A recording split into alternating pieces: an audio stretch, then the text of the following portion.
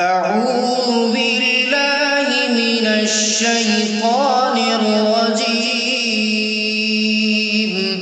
بسم الله الرحمن الرحيم.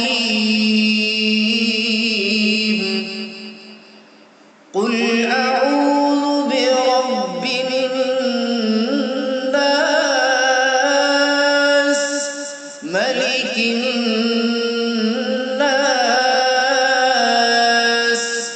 إله الناس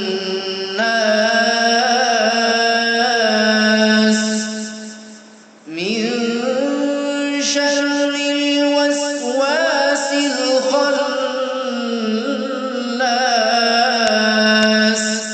الذي يوسوس في صدور الناس